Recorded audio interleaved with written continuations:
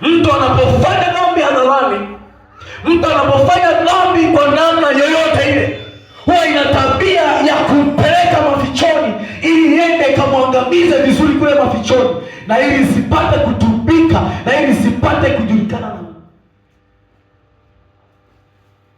Na ndio maana mtu anapofanya dhambi huwa anatafuta namna ya kumrejea Kristo, huwa anatafuta namna ya kumkimbia Kristo ili asionekane kule. Tunarudi kwa Adamu. Baada ya kufanya dhambi, yeye na mke wake hawakwenda kumkaribia Kristo, bali walikwenda kujificha ili Mungu asiwaone. Maanake dhambi haitaki itubike. Mara nyingi dhambi mtu anapoifanya haitaki ijulikane. Ndio kitu ambacho dhambi. Na ndio maana walipofanya dhambi walifumbuliwa macho yao, wakajikuta wako uchi, alafu wakaenda kujificha, wanatafuta majani. Ndivyo dhambi ilivyo. Mtu anapopiga tukio haendi kumtafuta Kristo, anaenda kujificha. Na unapoenda kujificha, dhambi inaenda kukunyonga kule kule, kwa sababu umejificha mafichoni. Inakufuata kule kule na kukunyonga kule kule, kwa sababu haitaki ijulikane hadharani.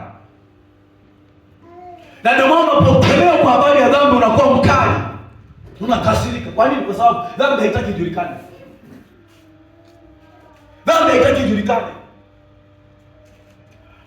Na ili iweze kutubika, shaiti dhambi lazima ijulikane. Ikijulikana ina uwezo wa kutubika, isipojulikana haitatubika maisha yote.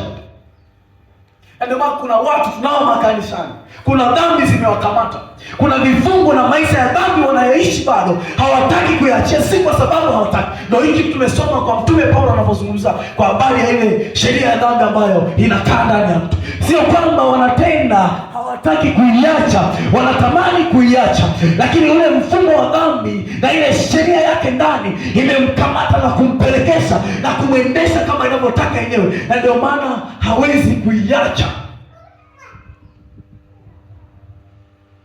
Na sheria ya pili ya dhambi, au kweli ya pili ya dhambi, kweli ya pili ya dhambi, mtu anapoifanya mafichoni inakuja kumleta hadharani ili ipate kumwaibisha.